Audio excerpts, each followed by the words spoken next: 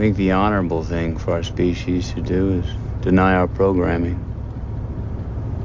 Stop reproducing. Walk hand in hand into extinction. One last midnight, brothers and sisters opting out of a raw deal. Do not trust any friends or family members. I repeat, do not trust friends. So yeah, Hollywood's corrupt. That's, let's, ha ha. Yeah. Oh, big surprise. Yeah. Yeah, all right. So our Christmas extravaganza continues here. We're Merry Christmas again. Actually, much closer to the Christ Mass today than we were last time. Today we're kind of our tradition at this point is tradition's a strong word, but our Junji Ito dive. Today we're going into Tomie, which was 1987 to 2000, 13 years. I know the back matter makes it look like longer, but I think that's just they didn't explain very well. This is his earliest work, his first work, first published work, essentially. And in Monthly Halloween magazine. I wish we had magazines like this. And dates are really hard. Even the Wikipedia is a little fucked up. It keeps saying like 1997 to 2000, but it is 1987. So, and then I can't tell what chapters came out when and what magazine they were published in. The internet did a really bad job of being obsessive about Ito, and that's a shame. But we know we'll be obsessive enough, I think. I think so. Drew. Obsession is on the agenda, that's for sure. It's true. Yeah. So Chris, you've read a lot of Ito, and you suggested this one. Yeah. And James, you went out and got it. I'd never read it. James hadn't read it. No. So I don't know. Chris, I don't know. Maybe open it up. Talk to us about Tomie, and then we'll chat. Sure, Tomie. So yeah, I read this volume. Like, it came out a few years ago, this collected edition. And when I first read it, I think I didn't enjoy it as much as I did this time. I think you mentioned how it was published sporadically. It definitely takes a shift at certain points. Like, there are inflection points where there's longer running characters. There's a build towards a narrative that seems like it's going to go somewhere, kind of like linear. And then all of a sudden it starts jumping to a bunch of different sort of stories. And it becomes almost like an old school, like funny, like a comic strip where it's like a theme. You have a situation and then there's variation on it. And it takes it from then on, it just kind of becomes that sort of thing. Just different ways of looking at this horrific character. Without the expectation of it building towards a final, decisive moment. This time, I found I really just could enjoy those turns and kind of run with it. But I'm curious to hear what you guys thought of the first experience. Go ahead, James. Oh, the first experience was a shock. Like the first bit, like the schoolboys, and she just falls off the fucking cliff. Jumps off the ledge, and then they all just start like obsessively hacksawing her into pieces while she's still alive. Well, just cover her mouth and get a pair of scissors and start disemboweling her. I was like, one of you must have brought a toolbox. Holy fuck, what am I in for? And it was shocking. And then in these earlier ones too, Tomie's more innocent. She's just like an innocent beauty that people become obsessed with. And then they dismember her, and then almost like in a ghostly fashion, she sort of returns. And that obviously gets contorted more and more as you go down the line through the stories. Oh. And I'm hoping it feels like these are in an order, like in sort of an evolutionary order in the book, because and then she turns into more of an antagonist where she's more like shaming and berating and she's just like she's gluttonous and she's using them and draining them of like their resources or any good qualities they have until they snap, and then just coming back as these horrific visions and never leaving, but like mutating as well, like the horror increases. But Yeah, she really starts off in so these early like it's neat seeing Ito as someone who isn't Ito yet. I didn't know like the what the evolution of his work looked like visually, but this book is like if anybody's curious, pick this one up if only to see the young master turn into the master. Because these early issues are very rough, but they're he's also like I I feel he's shedding influences as he continues. No one ever sheds all their influences, of course, but and becoming more himself. And in similarly, like Tomie changes throughout the story. So I think the first story is more about guilt than it is about desire, but definitely as the story proceeds, it becomes about desire. And I thought about desire from the endless. I was like, these are all Yes. these are all desire stories. And this is about how like desire ruins not just you but everything. Uh, and then yeah, it explores it in very different ways, different scenarios. Um, yeah, Yeah, I she's worse than you think in this first one. There are a couple like I think the in the very crazy one, yeah in the very first yeah, issue. The yeah, crazy thing about this series is that like this idea that she deserves it is just encoded into the DNA, and it's a really ballsy move because like that could go so wrong. It could be so misogynistic, but I think yeah. you never get the sense it feels so individual to this to Tomie, sorry to Tomie, um, and so that it never feels like he's saying the women are like this. It's some of the worst stereotypes about women, but just brought together in this awful being. But she's baiting that teacher. Like the first story, there's this teacher who she slept with, it's a high school student, and throughout the picnic that they go on or the class trip, like she's kind of flirting with him. He's like, go play with your friends. She's like, me, I'm too sophisticated for that. Mhm. And then she's provoking, I think I'm pregnant. It's an old story. You got to leave your wife.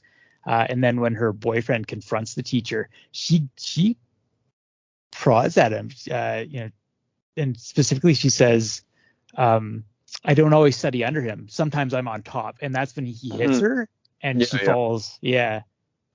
So she's really this murder tease. Like she's always driving people to do it. But then why does everybody cut her up afterward? This this Yeah. this reminded me of Remina, and it also like I was like, okay, these are girls' magazine comics, and if it is, there's misogyny being depicted, it's not because like this is hateful, like it's something to be No. to women as or young girls as like here's an allegory for what you experience at any given time, and society like cuts her up and hides her, uh, and then she keeps. But I was thinking about like again, I don't deny what you're saying, Chris, but I just felt in this first story that like when she returns at the end, it's not that like she's returning, it's like the guilt of The having trauma. yeah, Yeah. not the trauma. I guess I was looking at it more metaphorically. It was like the guilt of having been complicit in misogyny, the guilt of having like been part of a society in which the girl deserved it, and afterwards we covered it up, and then she keeps always coming back, and that maybe that's her origin story, and that maybe has something to do with everything that comes after. I don't know. I don't know if one of the problems with because I didn't like half this book. Like it was a real slog for me. I Really? Oh, Yeah, until I got to about maybe even page 500 or so, I didn't write it down, but at a certain point it real clicked for me. And then prior to that, I was like, oh, and I just like it's not because it doesn't have a full narrative, and not because it's not playing with the same theme, but I didn't feel there was a development of a theme here. I felt that it was just like or there wasn't really a. I guess maybe I'm saying this. Maybe I'm contradicting myself.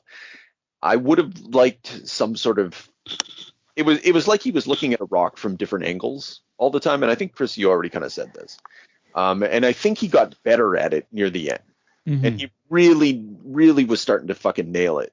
And then, but for a while, it just felt like he was trying to,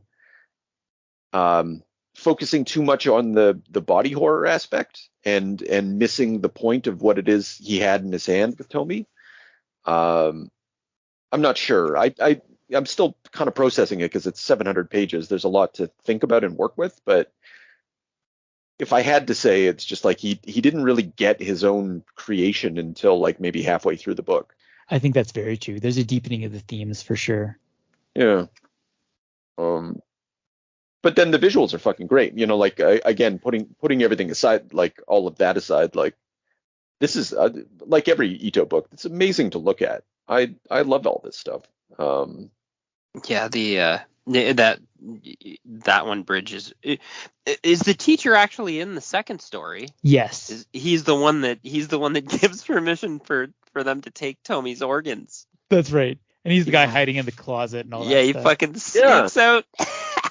So there's like a continuation, and then that one, like where the sort of homely hospitalized blood transfusion girlfriend is curbed by Tomie, has her boyfriend Tadashi stolen from her, and then fucking gives birth to a Tomie head after the kidney mutates inside her, and a secondary kidney Tomie mutated baby that grows in a fucking vat in the basement with the sweaty doctor all excited about it. Fucked. That was a lot. That one really stayed with me. It really kept going. Yeah. The kidney has like little limbs too. Like there's this weird like comedic edge sometimes to these stories, but I think very purposefully so. Like just playing with these ideas in a sort of funny way. Oh, it's cold enough to freeze your beer out there. Shit. Damn. Out there a little too long. Anyway, the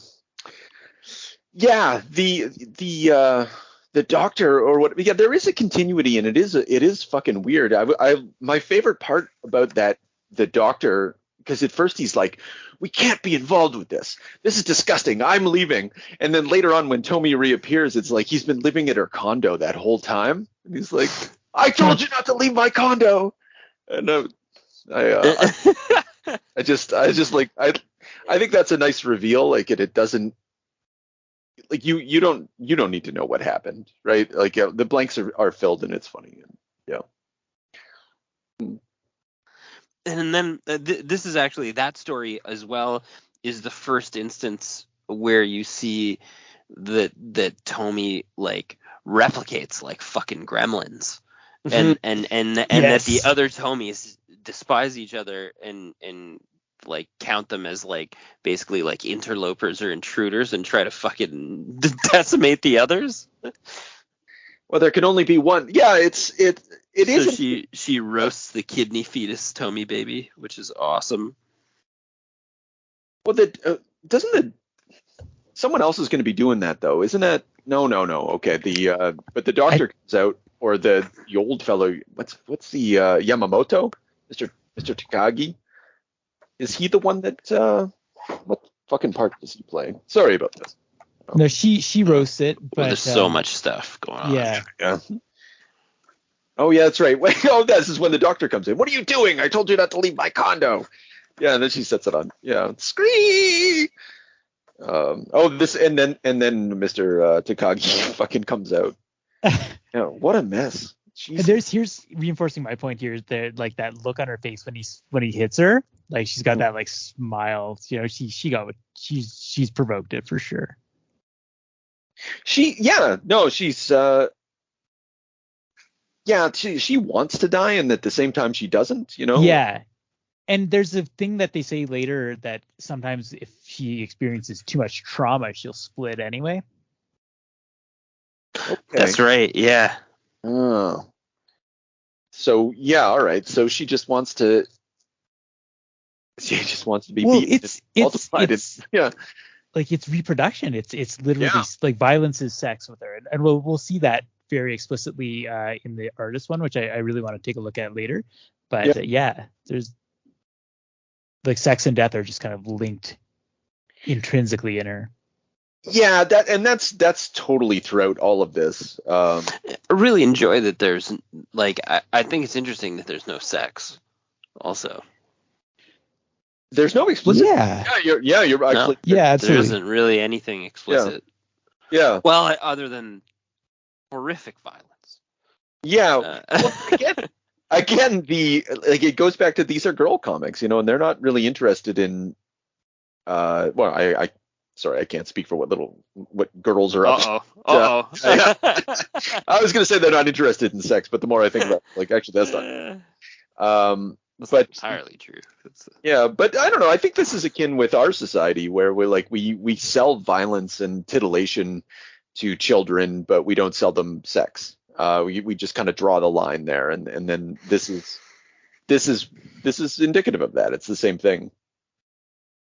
And so it's sort of acceptable. But imagine there was fucking in this. It would just be like that's adult, right? And yes. And that's like this is pretty adult. It's all starring kids or whatever, but it's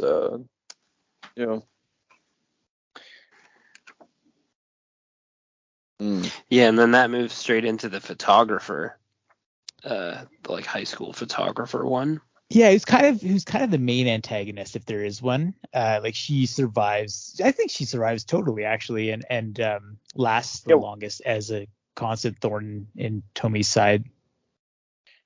Incidentally, I don't know if that's your pronunciation might have been totally correct on that one, but Tomie is apparently how they say it in the movies. So a lot of people take that as the official, but like Tomie's.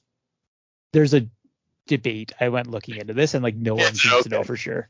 Okay, that seems weird to me. That seems to be a question that should have an answer. I believe you though. Because she's the camera girl, whatever her name is.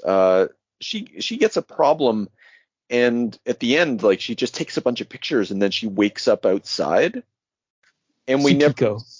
Yeah, we never see her again after the mansion. Right.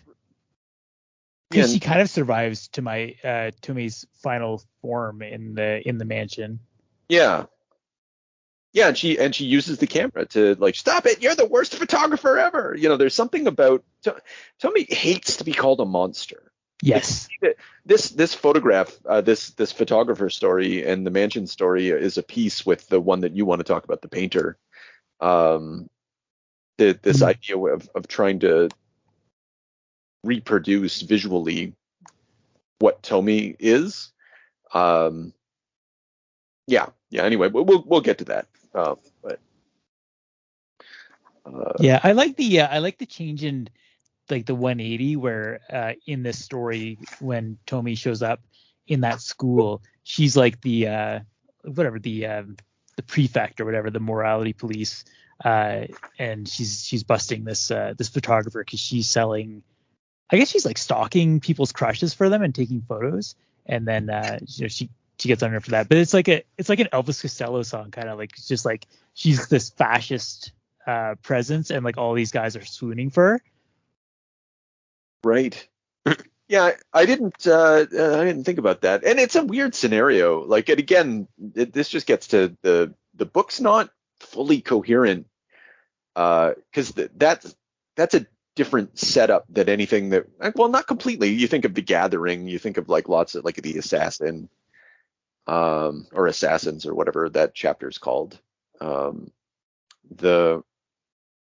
yeah, for her to suddenly appear as a normal, I think that's the thing. She in some of the earlier stories, she just shows up as someone who has embodied the spirit of Tomie, but no one thinks it's weird. She's not there's no replication or explicit murder at first, and then everything kind of builds from that. Where I don't know, maybe he takes that formula, or not maybe, he definitely takes that formula and condenses it for other stories. Yeah, or it could just be separate, different versions of Tomie that have had different experiences. Yeah, that's a thing. Like, but later stories open that up in a way that the older stories you don't have that opening. It's kind of like he made he did a retcon on himself. How do I explain this older story? Oh, I know what to do. I'll buy that. Yeah. What was your James? You said you had a favorite. Oh, it's not till later. Actually, Yep. I was going to tell you guys too. The carpet, Tomie, Oh, was yeah. sort of a favorite moment. Oh, that's awful. Yamazaki, this will be our love nest. No, yeah, actually, there's something. God. Fuck, she says something in there like this is and honestly, when in love, of like phrases like this, it's in the kiss. It's like, leave us. This room is ours. It will be our love nest. Yeah, this room will be our world.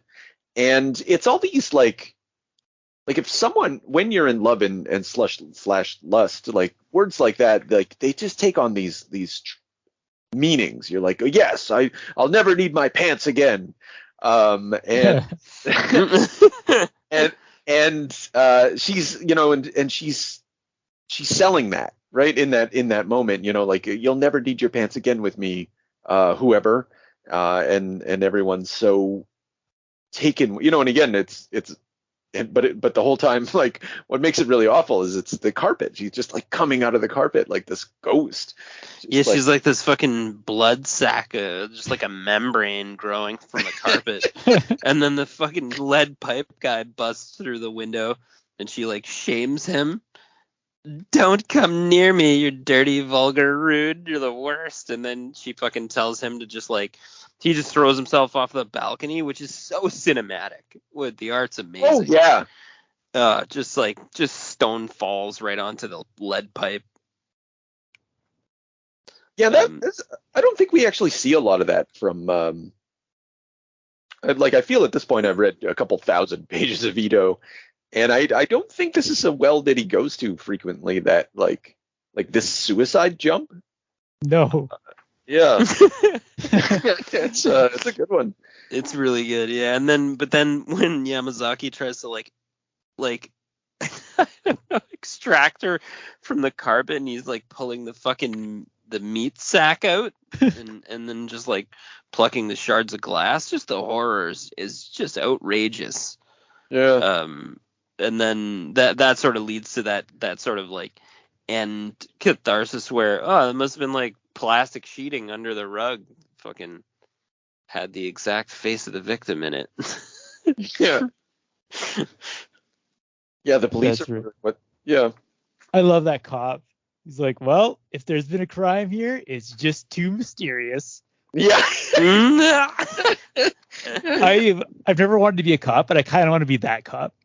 Yeah. Fantastic work. You got me again. Yeah. Fuck. These Tomie murders are just unsolvable. Yeah. But I don't know. It kind of makes sense. Like, honestly, that's the one and only time we see the police, isn't it? Like, yeah.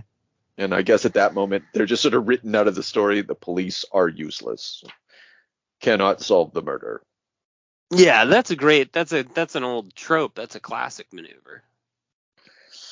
Yeah, well, not that much hangs on like this story's not. These stories are not interested in law. They're not interested in order. They're interested in like you mentioned when that guy came in. Like Tomie's constantly fucking around with male pride, like on any opportunity. Just like, oh, you like that? Where, like, give me jewels, give me diamonds, give me all the best things in life, and like, and when you do, like, she's still gonna make fun of you. Like, she's always going to, like, yeah, go on. The kidney boyfriend, like from the earlier story, there's that one line that I love. He's just like chasing her down. Now he's just like, well, I might have just fallen for a degenerate. Is that what he says about her? Yeah. Oh, actually, that was in back to the hospital one.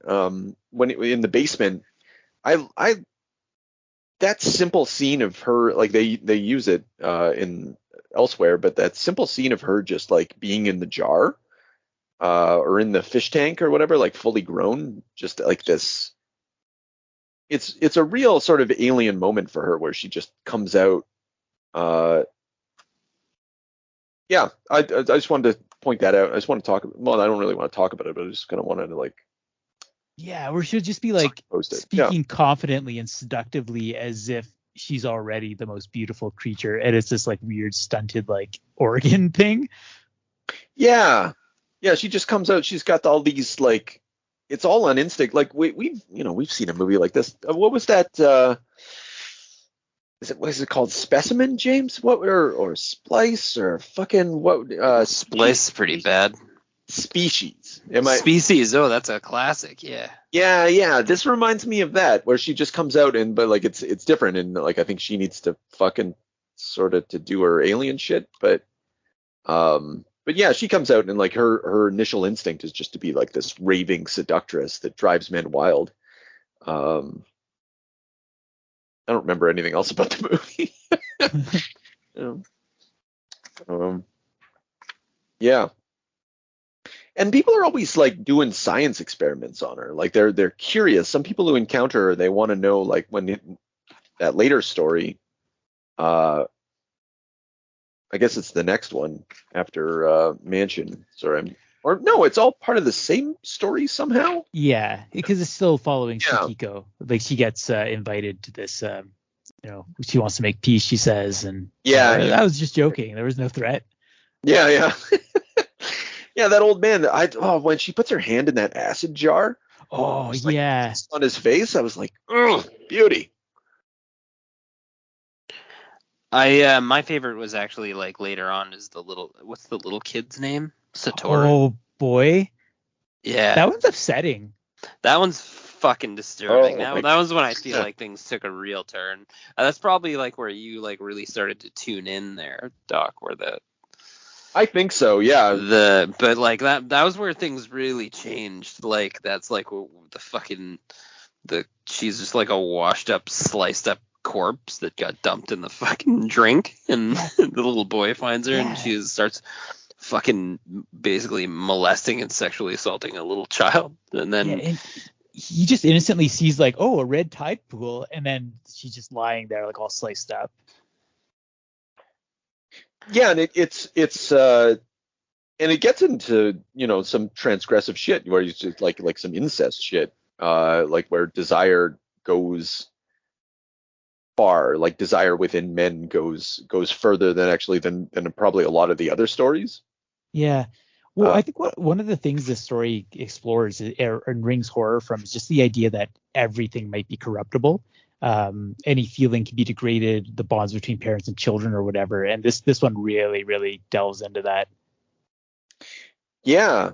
And I like that what you're left with at the end is like the origin of a serial killer, of like they tie him up at the end and he's just he's just mad. He's like supernaturally like possessed and just he's lost by then. Yeah, by the time he came of age, he was already a multiple felon. In time, he was found guilty and executed by lethal injection. That one scene in this Hilarious too that I keep thinking about is when he brings the scissors to her. He's got the like, always does that eyeshadow thing, like when people are going mad. Yeah. She just looks at him and she's like, "Whoa, what are you doing with those scissors, kid? Come back in 10 years." Yeah. Well, like she emasculates the poor little fucker. Yeah. You're not thinking of cutting me up, are you? Yeah. Before that, my favorite is I'm we can still bob around a lot is the Four Fingers? Oh, that's a weird one. Yeah. That one really pleased me because it was specifically the most. Oh, that one. Yeah, the most horrible thing is when they start like torturing that really burnt version, and for the next several days I was treated to a show of torture and abuse, and they're just pulling on her hair. Stop it. Yeah, they're like beating the pinky finger, the underdeveloped one. Yeah, and it's all part of a ploy just like get him to feel like sympathy for her, just so that way she can just stick the knife in one more time, just and let him die. I just thought this was so short and cruel. Because he was not taken with Tomie, right?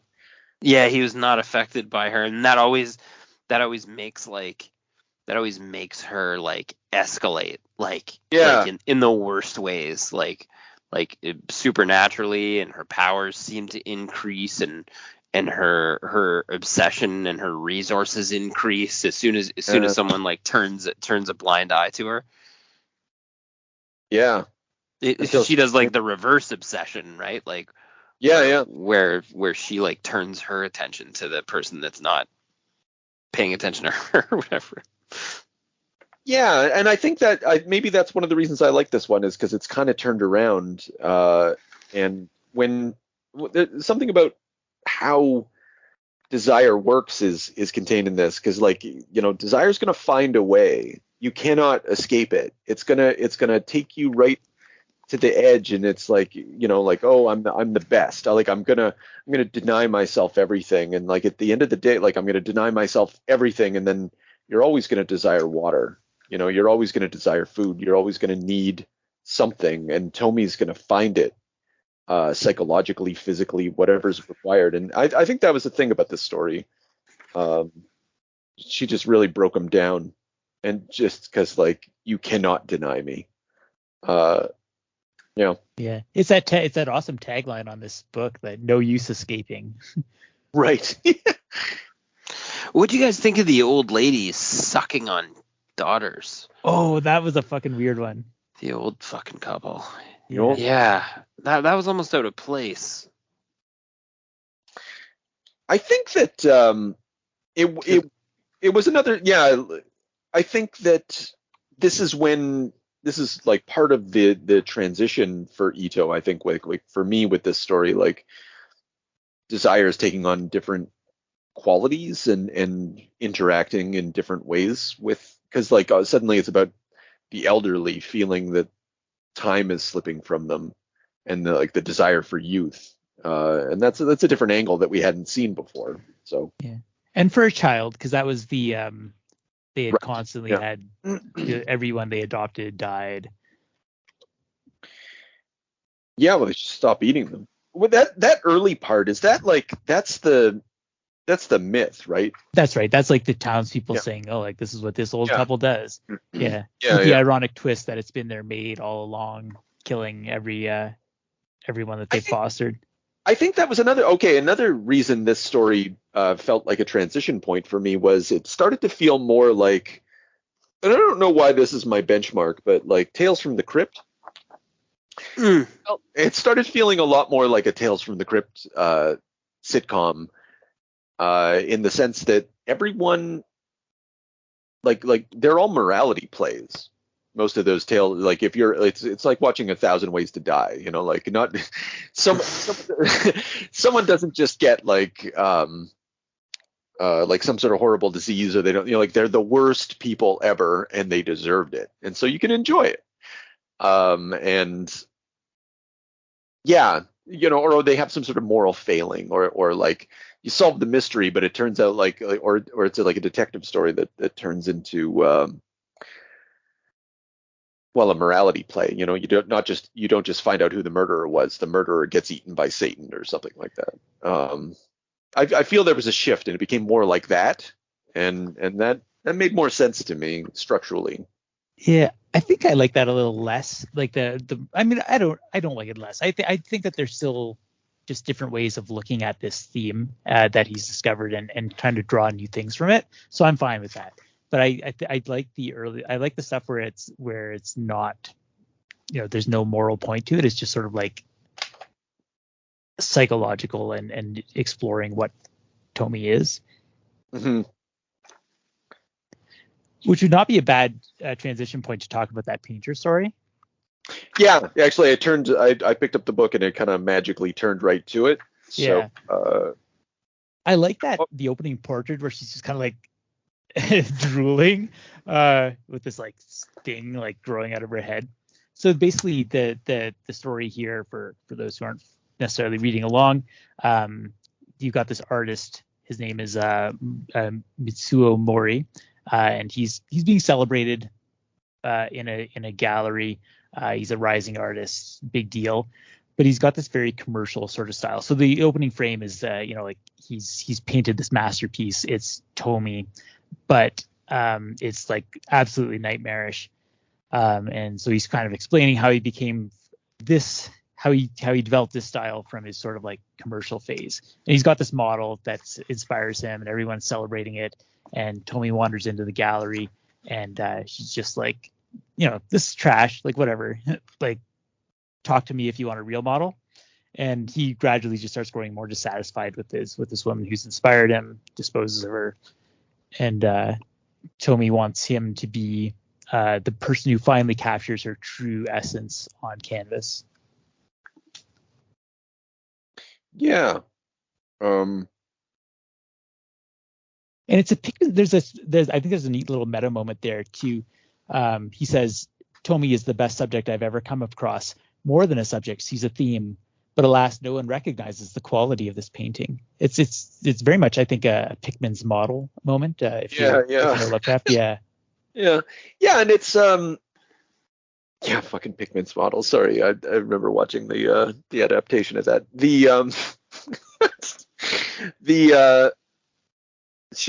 And also I thought of No Longer Human. Yes. Yeah, there's a couple things. I hear, like, I see Remina in these stories. No longer, like, Ito's, all the seeds for what's going to come later are kind of contained in this. Like, again, anyone who's interested, this is really like an text, but I don't know what to make of the fact that, and it might just be horror, it might be something else, but I don't know what this double exposure, like, what is it about trying to visually depict Tomie? Like what is it about?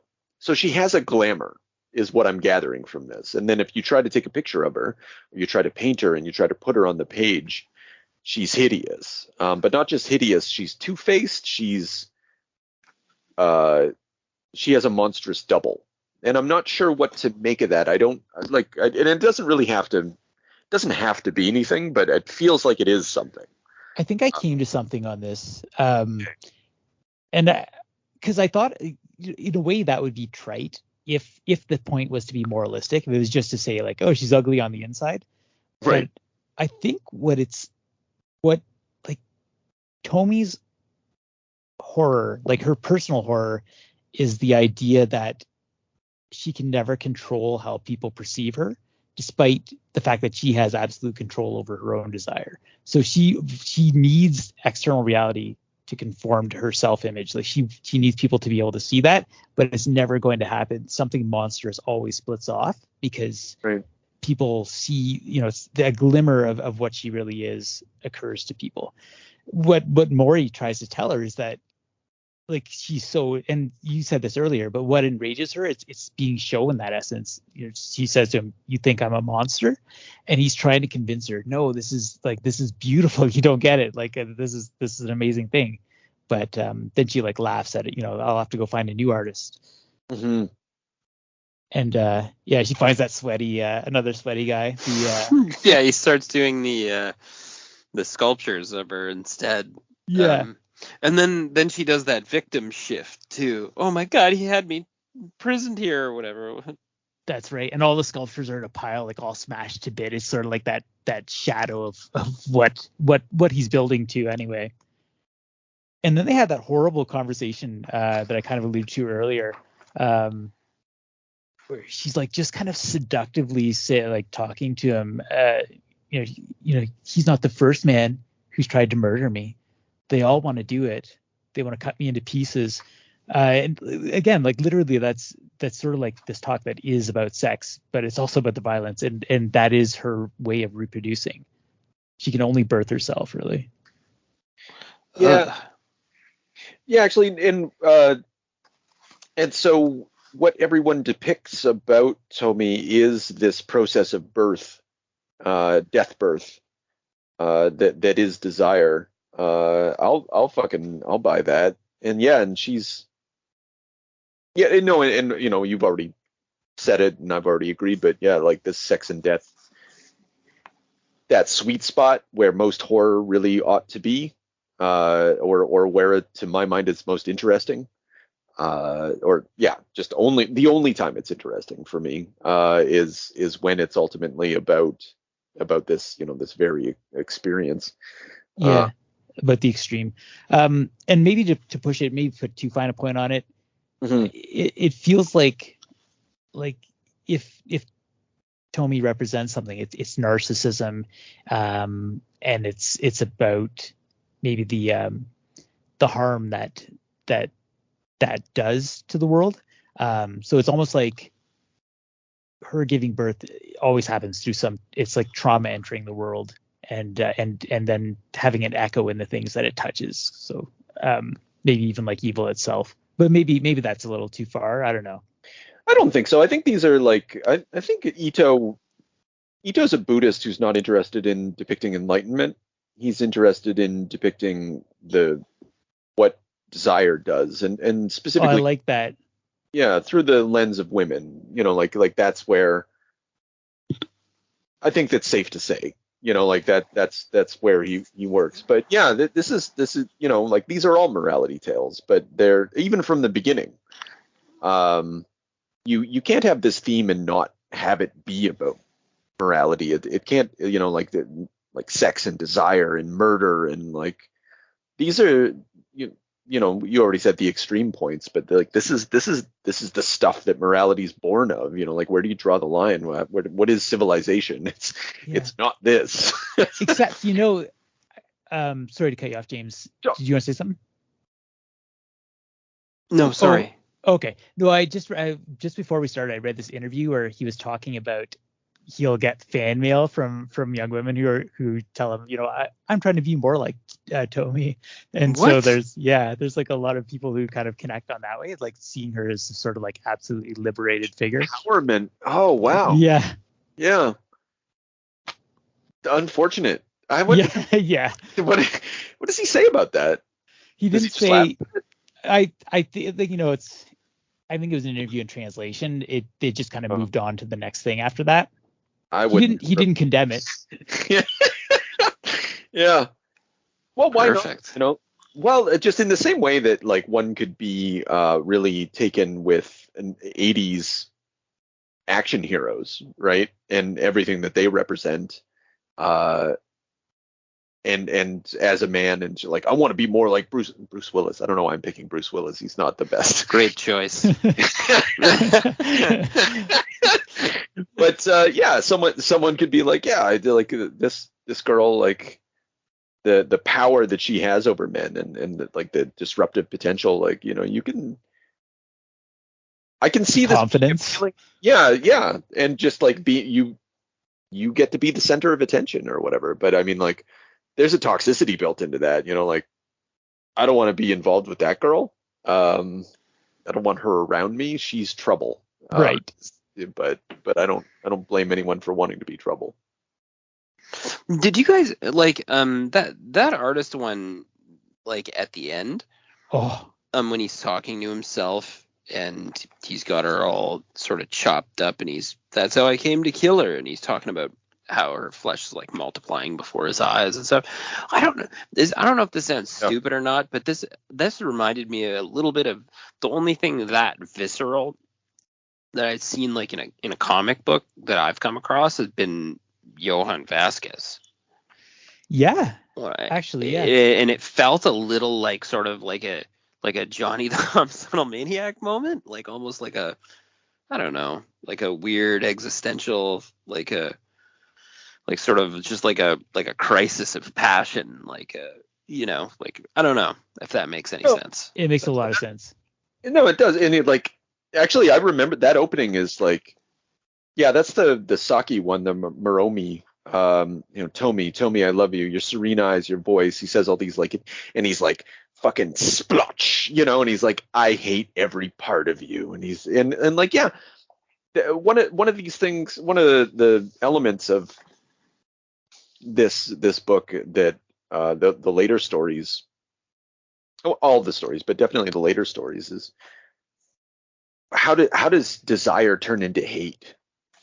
And like what's the relationship between those two things? And it makes a lot of psychological sense, you know, like when you break up with someone or someone you're trying to break up with someone and you like you have to go into that, or I don't know, maybe I'm telling on myself, but you have to go into that space where like you hate them a little bit. And obviously this is not a little bit because he's murdering her constantly, but you have to like you have to batten her down. You have to like get rid of her, but the more he tries, the more she multiplies. And is I guess the story there. And then actually, go on. No, I was gonna say I love the slasher guy that starts growing the Tomie face also. Oh yeah, the model fight, like the narcissism fight. That's a great one.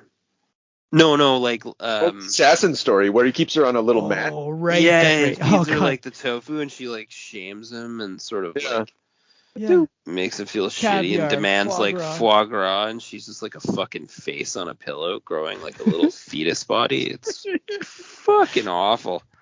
That's when the other Tomie comes back too and tries to like have. I told you that, bitch. There's a lot more nudity, and she calls herself a bitch more often. In like the tone kind of shifts a little bit. Anyway, go on. No, yeah, that's when the other Tomie starts like contracting other men to try and kill the garbage can fetus version of herself or whatever. And it's fucked up. It's a lot to take in. Every story just had a magic moment. Even the hair one, we actually like it returns to something that we'd already seen in the past, where that like the hair growing out of the face, like the coming out of the back of the head. But he was like, you know what? That's just horrible enough that I think I'll go back there and I'll just tell a story about that. I'll give the MRI on the fucking like gives the MRI with the fucking hair growing straight into the brain and shit. Yeah, they're like, I don't know what to make of it. That's a weird thing. That's another thing that Ito does is like every once in a while, like medicine plays a role in this story. Like the police don't, but doctors do, medicine does, and it's always baffled or it always wants to experiment and it always gets seduced. It's either baffled and then disappears or it gets seduced. That's true. That's his background coming through as a dental technician. He had to study anatomy to get to that point. Interesting. Okay. Yeah. Oh yeah, that's right. I did read about that too. But I like that idea that exactly like even science is not immune to being seduced by this. Yeah. No, they do that with the aroma and the fucking when they scoop up all that meat and start cooking it in the sake factory. Oh, that's awful. That's a bad one too.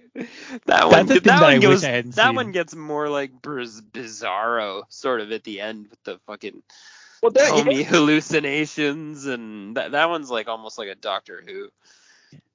Yeah, I think he kind of like it's a great story and it's got a lot of punch, but like it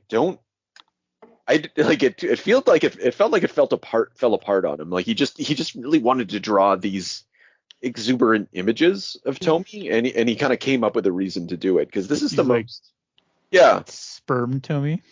Yeah. They look like they're like flying around.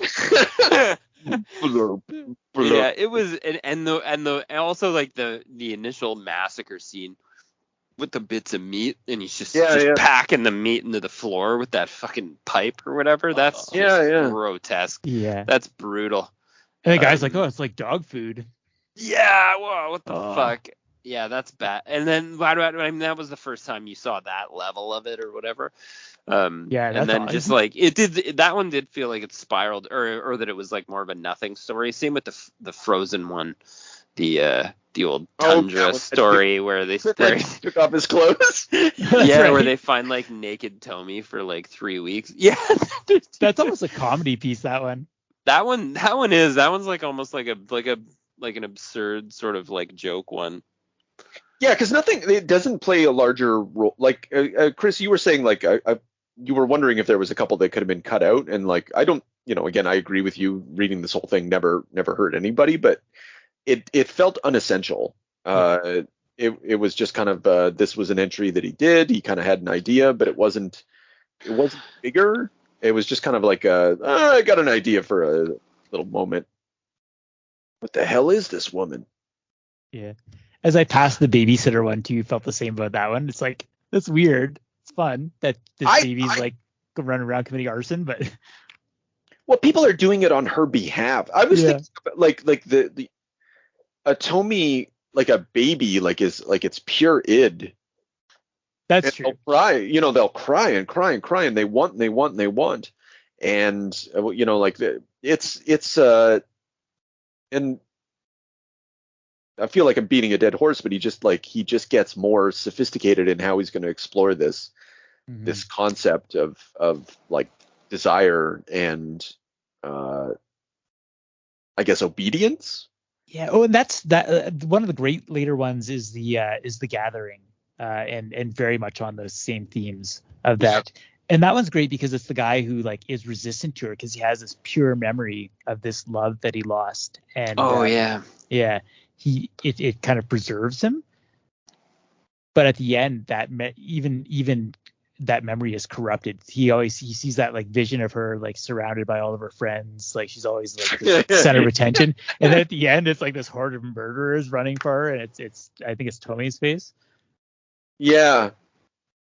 Then she went through like all that effort and killed herself, even though she had a weird cult, basically just to taint that one guy's memory. Yeah. Like, or that's what it felt. That was the end. She was okay with like decimating that version of herself, even despite all the power she held, just because that guy didn't fucking pay attention to her. And so and she couldn't break through to him no matter what she did, so she just fucking spoiled his memory just with her own life. And then that's beyond that one though. Sort of. That's it. Here's another entry to the police, though. By the time I dragged the police back there, they were gone, leaving nothing but a pool of blood. The police questioned me to no end. Even so, the case remains unsolved. So it's another, like, they just show up. But he doesn't bother depicting them at this point. He's just like, I think she's kind of like a meme in this sense then. Like, in this particular story, she's this cultish thought. She's, obviously desire and beauty and all that, but yeah, and this was the one that most, I think I already said, this is the one that reminded me of Remina. Right. Like all the people chasing after her, and then like just like these crazed mobs who end up like either they didn't end up murdering each other in the other story, I don't think, but no, they were all after Remina. Yeah, this orgy of violence. It's like it's practically a fuck fest of guys. And maybe, maybe that's spraying it, like stabbing each other in the ass. And yeah. Well, this story gives her everything that she says she wants. Like she has the adoration of like almost every guy. They bring her foie gras. They like literally it's the callback to that like that desire. Yeah. And it's never, and it's turning that desire on her. Like it's never going to be enough. So and there's sorry. No, go ahead. No, go ahead. I was gonna say, and there's so many variations on her timeline too, like how long she wants to manipulate men, or which types of men, or the volume of men. It just sort of depends on the like potency of the Tomie, almost. or of the victim. Like it, but that's right. Like the resistance of the victim, if that's higher than the potency of the Tomie increases, and the pace increases as well. Yeah.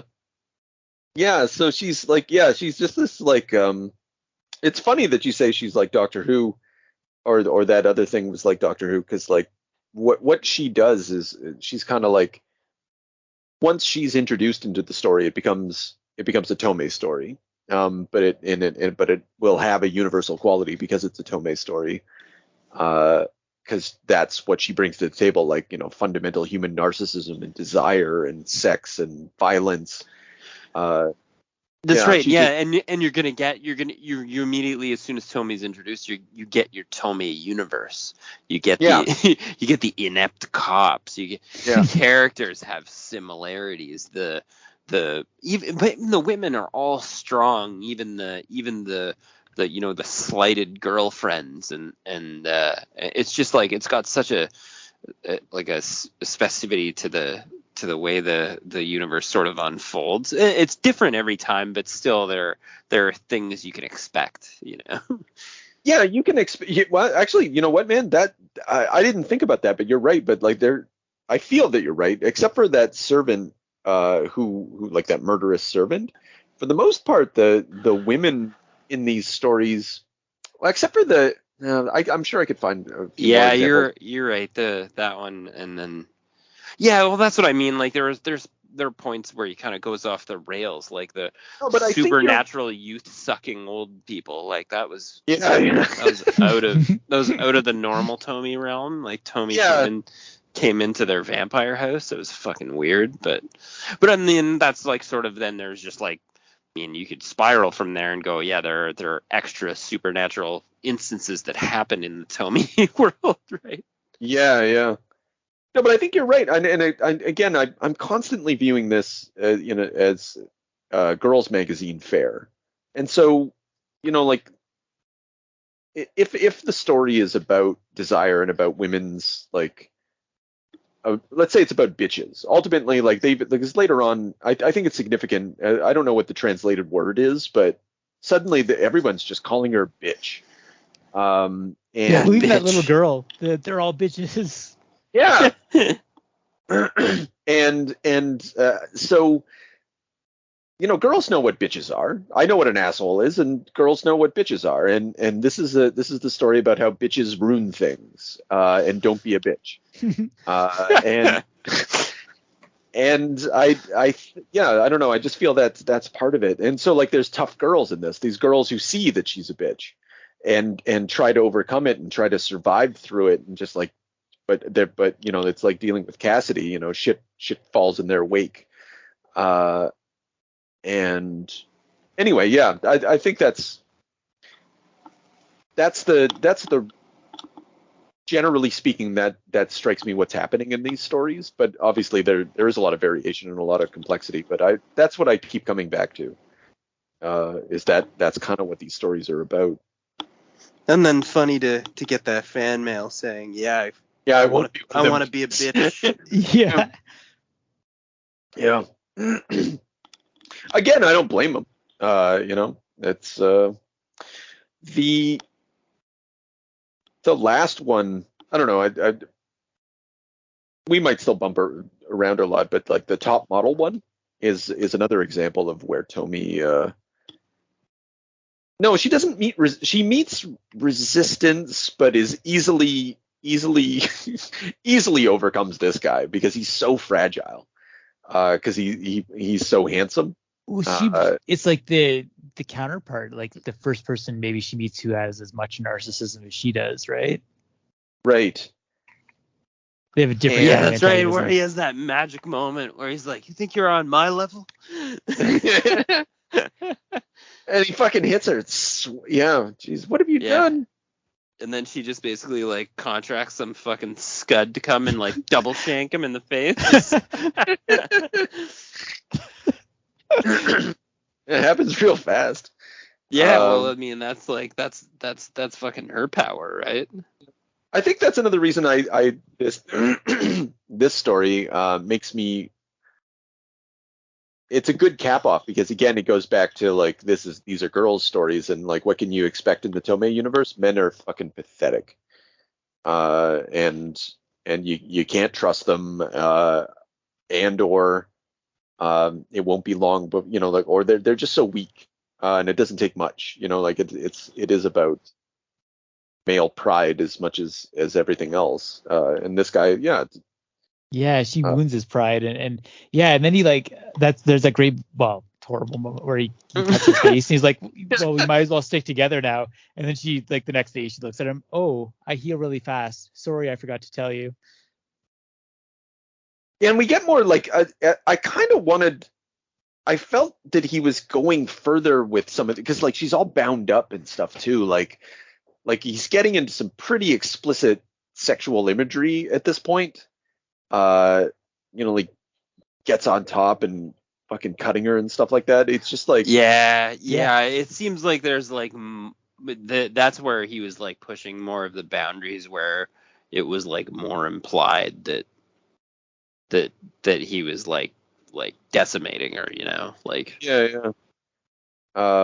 which is a good place to stop for a girls magazine. That's fine.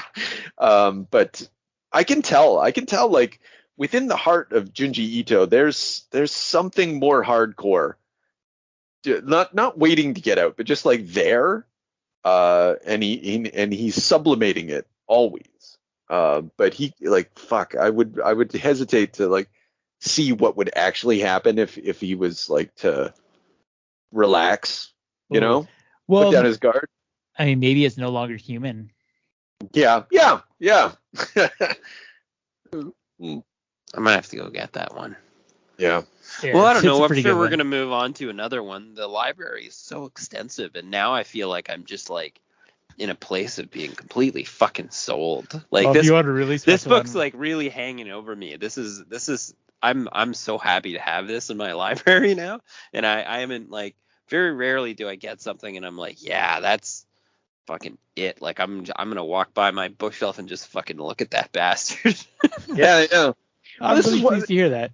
Yeah, because Chris, I don't want to put words in your mouth, but I recall that we were upset that Remina was kind of like a weak That's sauce. Right. This was kind of our do-over for your exposure. So yeah. This is my I feel like things have blown wide open here now, and I feel like I need to go back and look at Remina now, and also that other book that I randomly had that I don't know why I bought, but I haven't really read, but it's probably appropriately horrible. Yeah. I love how this ends. This book, like that final story with when they put her in a cement block. They finally managed to get one. The burned man strikes the fucking model. Yeah. The model himself. The model, That's right. He would have fucking legend. Shows up like a pervert at the park bench with a fucking needle full of Tomie blood. What a fucking animal. That's great. Hey, actually, maybe this is I don't know. Maybe I'm going too far. Maybe we can tie this into Nepo babies. So. Oh no. Well, I don't know. So what's the metaphor for what he's doing? Like he's going around. He's like creating these artificially inseminated and created narcissistic creatures that are then like objects of desire for society. And all he really wants to do though is capture one of them and I guess this is where it falls apart. It's not about Nepo babies at this point. He wants it to grow old so he can watch it like burn it all down, sort of. Like become fucking hideous and old and pathetic. And to take that fundamental human desire and make it face its own mortality, and honestly, like that scene where like they break open the rock and that old thing, she just like the depiction of the face, like this is Ito's so good at depicting emotion, because you see it in the face, like I'm so old, I'm so broken, and then the horror kicks in and then disappears, and it's like this Avatar moment, not Avatar in the movie, but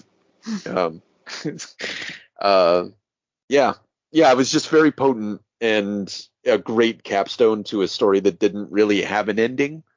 It was never going to have an ending, and it like fucking bravo for finding one. That's right. Yeah. And she got away after all. And that, and then like, because you can't contain desire. You can't. Yeah, exactly. But just the fact that there was that brief moment of having it face itself, or was it facing itself, or was it something that old people were facing? Well, I think it's a hallucination, because when the at the very final page, the lady's like, Gramps, I couldn't see a thing. The spot. Yeah, there's nothing there. She was gone. She should have been. It was empty. Yeah. Yeah. So what? Or is it just we seeing it? It's a strong moment and an excellent ending, and so young in his career still, like 2000. He's still making comics. Like, he's got a new series coming up this year, just starting. Like, he's constantly, like, so yeah, the young master is born. This is the one to get if you just want to see it come about. Do you guys think Tomie is girlfriend material, or what? Oh yeah. That's all I want for Christmas. I don't know. Yeah. Well, that's it. Yeah, absolutely. I mean, that's gift wrapped under my tree every year. Yeah, beautiful. I want. I was gonna say, haven't we all dated a Tomie before? Yeah. She's back there somewhere. Mm. So next time we're together. Yeah, we didn't chop anybody up, by the way.